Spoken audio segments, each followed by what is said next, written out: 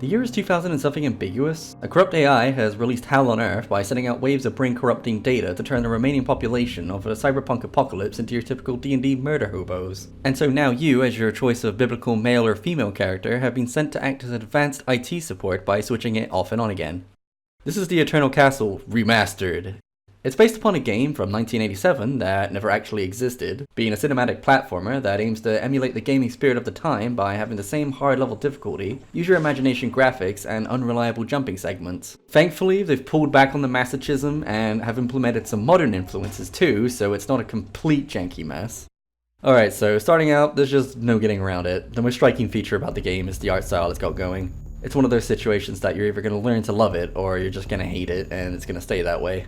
Thankfully for myself, I found it rather endearing and more charming the more I played. This can probably be pinpointed to around about the time where I stopped getting confused where I was amongst the busier backgrounds and when I managed to figure out which particular set of pixels were mine when mobbed by enemies. Although to be fair, when there's multiple enemies curb stomping you into the ground, it can still get so hectic as to be hard to tell who is who. The levels themselves are pretty nicely detailed when taking into consideration just how minimalistic everything is. It feels like a very lived in and coherent world in a cyberpunk setting, which is pretty impressive when you take into consideration everything is just black and white with a couple of colors splashed in here and there. Typically having just one strong accenting color to accompany each level to help distinguish them from one another and help set the atmosphere and mood. Whether it's the deep red of sunset of a dilapidated cityscape, or the chilling teal highlighting the gravestone in a rainy, depressive mire at night. To help breathe life into this pixelated world are the fluid animations, which give a lot of personality to your character. Being beautifully rendered and believable, they look great and feel really well fleshed out. Like when you wake up from meditating at shrines to save your progress and recover your health, or stumbling after tripping over an obstacle, or just the smooth way in which you run full pelt, jump, and catch yourself between gaps. That's when you can get it to work anyway. It has to be said that the game runs fairly well for both mouse and keyboard or the gamepad. I tried multiple runs using either method and found them, easy enough to get on with after a bit of adjustment. The controls themselves are intuitive and mostly tight enough, with a few noticeable exceptions. Mainly being a bit sluggish when it comes to aiming your weapon or timing running jumps. Since it's hiding with the set animations, it'll often come out either immediately when you press the button or far too late and cause you to fall to your death. Traversing terrain can also have the same issue, where you're trying to climb up and down a platform and it'll either refuse to catch the one below you or fling you off the side and cause you to die either way. And in considering that precision platforming is paramount to survival in this, it can be more than a bit annoying when the game refuses to cooperate. Sometimes the animations themselves will also glitch out and cause you to either sink through the floor, repeatedly jump up a set of stairs, or constantly stumble when sprinting downhill away from a level set piece that'll kill you. Or you can go through walls while climbing a ladder to grab a separate ladder that you didn't mean to. Don't get me wrong though, the platforming is fun when it decides to work. It's just a bit of a downer that these are small issues that'll crop up multiple times during any playthrough. There's a fairly complex fighting system in play here too, where you can punch, kick, low kick, block, etc. You have to be somewhat tactical in fights as well, since if you just mindlessly button mash, you'll run out of stamina, and your attacks will slow down to a crawl, leaving you open to being punished. The same also applies if your health gets too low. It'll slow your attacks down, so you have to play more defensive until you manage to catch your breath and recover. All in all, I'd say it works, and it's fairly fun, although it does suffer from the occasional hit detection issue. Yeah, okay guy. Or it'll sometimes tie in with the sluggish control of animations, since it'll sometimes drop your block when you're moving around, or kick and then jump in place when you mean to block while getting up. Finally, at the end of each level, you have to pick up an item to complete the mission and return to your glider. Unfortunately, there's a chance that enemies can break this animation by hitting you while you're picking it up, and therefore you lose the item in question, which means that you now have to restart from checkpoint and do it all over again. This happened at least twice, by the way, and to say it was a bit annoying would be an understatement. Compared to this, the rest are just minor gripes, but when you take into consideration the fact that the game has a permadeath system on subsequent playthroughs, along with the fact that you can't pause the game when you bring up the start menu to try and teleport back to the last checkpoint, you're likely going to feel a bit cheated to die in this way. All that being said though, the game itself is still an otherwise solid and entertaining experience. It's just a bit temperamental at times.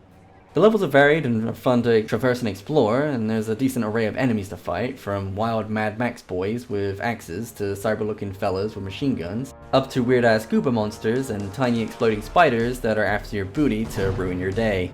Each map has different mini-bosses and set pieces spread throughout to help space out the combat and platforming sections. And the end-level encounters are pretty unique and memorable too, with not all of them just resulting in you and a big guy fighting until one of you fall down. The game itself is pretty short. I beat it in about 3 hours on the first playthrough, and it's designed to be replayed multiple times, so you're likely to soon get that down to less than an hour each try. You're able to hold 2 different weapons at a time, taking your pick from ranged weapons, which are powerful but limited in capacity, like grenades, pistols, shotguns, or bolster your melee viability by taking something like an axe or a mace. I do appreciate that each weapon feels viable and have different qualities to justify their existence, so the majority of them don't feel like a direct upgrade against one another and have their own niches to fill. Whichever weapon you do pick, the combat is fun and pretty lethal to both you and the enemy, so it ties in well with its intended difficulty of games from this time. It's challenging and mostly fair, with only the occasional eye roll as you get shot off screen by enemies you triggered or gunned down while climbing off of a ledge. These are more the exception and not the rule though, since it's a rather rare occurrence. And to be fair, you can exploit them back, since you can aggro enemies by aiming at them even with an empty weapon, where they'll then charge at you and usually fall off a ledge to their death. So at least the cheesing is consistent. As could be expected for a platformer, there's a bunch of power-ups to collect, like reducing melee damage taken or recharging your stamina faster, along with other hidden items to fuel up your ship, which is basically the main goal of the game.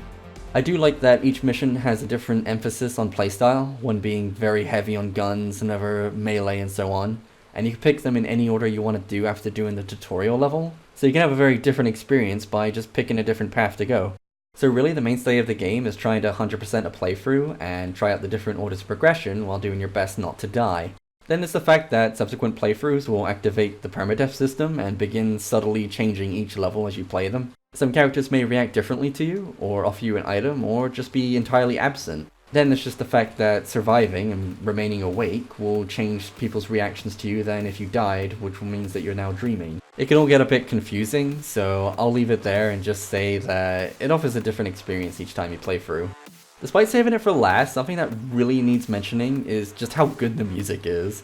It's got the sweet 80s synth vibe down just perfectly, and it's used to great effect here to heighten the tension of encounters and just set the mood of each level.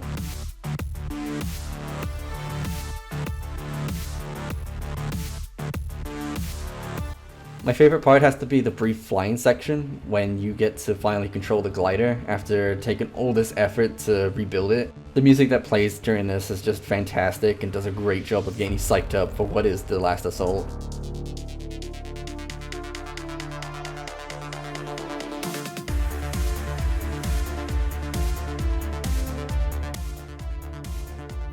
Then to top it all off, it's just got some really great tracks, especially for the final boss fight as well.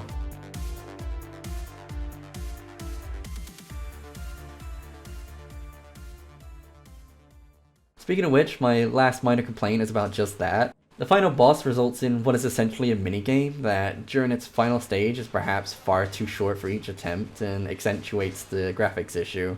That's to say that making out what you're supposed to do with bright red, green, and yellows atop of each other can be pretty confusing. The fight itself is pretty straightforward and may end up feeling a little lackluster, but the music is still fantastic, and it's ultimately rather satisfying once you beat them.